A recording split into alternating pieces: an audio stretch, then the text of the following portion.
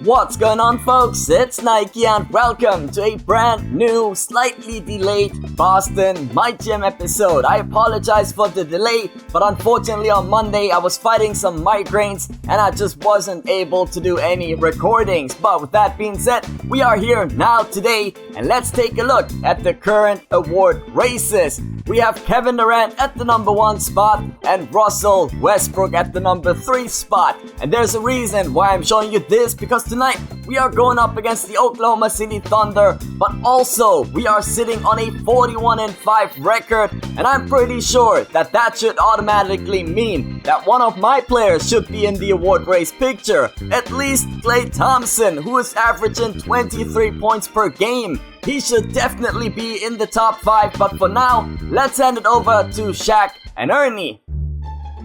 I don't know what you can possibly say about Kevin Durant, who's the MVP for 2014, but he's got all the skill, he's got the humility, he's meant everything to Oklahoma City. He knew nothing about the city before the team moved there. They're lucky to have him, Ernie. He's a great community guy. He donated $1 million to relief effort after tornadoes. He means a lot to the community.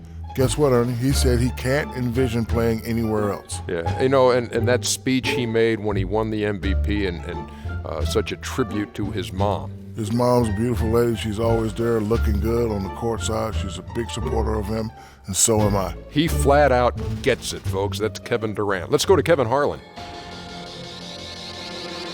Thank you, Shaq and Ernie. And before we head into tonight's game against the Oklahoma City Thunder, there's one thing that I would like to talk about that we actually talked about in Season 1. And it is regarding trading Rajon Rondo. Whether or not we should pull through with it, I decided that now is the time that we need to let go of Rajon Rondo. Now, why the change of heart all of a sudden? Well, in Season 1, I was confident that we could actually work on Rajon Rondo's jump shot to get his 3-point shooting up as well as his free throw percentages, but unfortunately, it just isn't the case. And secondly, we now have a new starting point guard on this team. It is this man right there, Mr. Marcus Smart, who is going up against Russell Westbrook with a strong drive to the basket right there. But yes, Marcus Smart, he is our new starting point guard. He has shown an amazing improvement ever since he became a Boston Celtic, and now I think it is time. Rajon Rondo, he left for the Dallas Mavericks in the real NBA,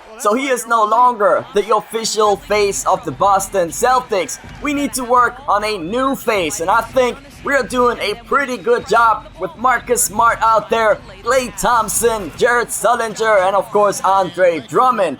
But now, let's talk about what we can actually do in exchange for Rajon Rondo.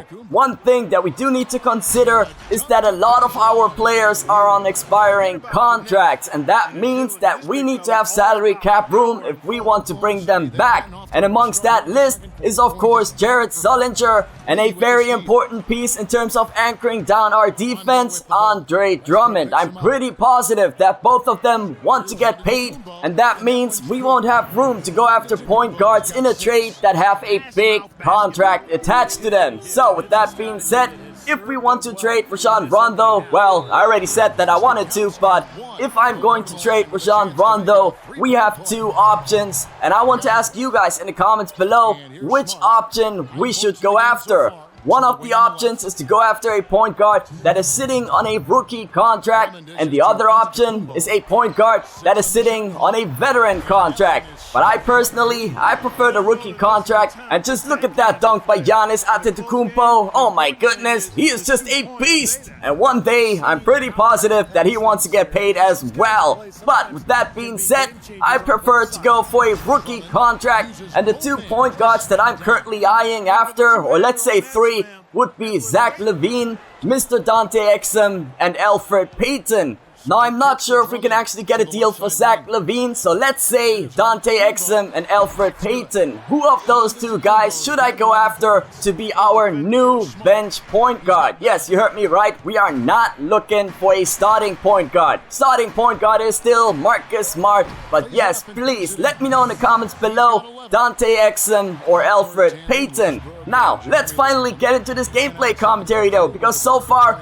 we have been fighting against these Oklahoma City Thunder, but all of a sudden in the second half of this game, they were just running us out of our own building. We just weren't able to convert any of our shots, and whenever they grabbed the rebound, they were off running those fast breaks, and there was just nothing we can do. If you got Russell Westbrook, Kevin Durant, and also Reggie Jackson on the open court, yep, it is almost impossible to get that defensive stop without ending up fouling them or without letting them go for and one plays or such. But yes, you can see the full effect of their current run. We are now sitting on a 10-point deficit, and Kevin Durant just knocking on that jump shot right in Andre Drummond's face. There was really nothing we can do. Of course, Marcus Smart, he is kind of an own version of Russell Westbrook. He never wants to give up in these games. He is still trying to get us back. But unfortunately for us, we just couldn't manage to chain together numerous defensive stops. And talking about, well, Klay Thompson, he just got that three-point shot to go. But unfortunately, through the majority of this game, he was just ice cold. And as we are committing another turnover right there, this is what I was talking about when I said you cannot stop the Oklahoma City Thunder when they are running fast breaks. They are just too deadly, people. So as we got Russell Westbrook finding Steven Adams right there, that is an easy layup for him, even though I thought we contested that one. Now we are sitting on a 14-point deficit, and once again, another. Oh my goodness. We are getting killed out here tonight, people. Did I jinx myself when I talked about the award races and how Klay Thompson should be in that picture as well? I think I did, people. I definitely did, because with the game clock winding down, the Oklahoma City Thunder are walking away with a 14-point victory. A very, very strong second half performance, which we just weren't able to do anything about at all. I tried my best, but unfortunately the person who I wanted to see in the MVP award races came up short. Big time in tonight's game. And on top of that, Russell Westbrook, if we were playing on 12-minute quarters, he would definitely have ended up with a triple-double. And overall, we just committed way too many turnovers in tonight's game, allowing 15 points off of turnovers. That is a statistic that I don't want to see again, ever. But on that note, that is it for me and for tonight's episode. Stay classy, folks. Cheers, Nike.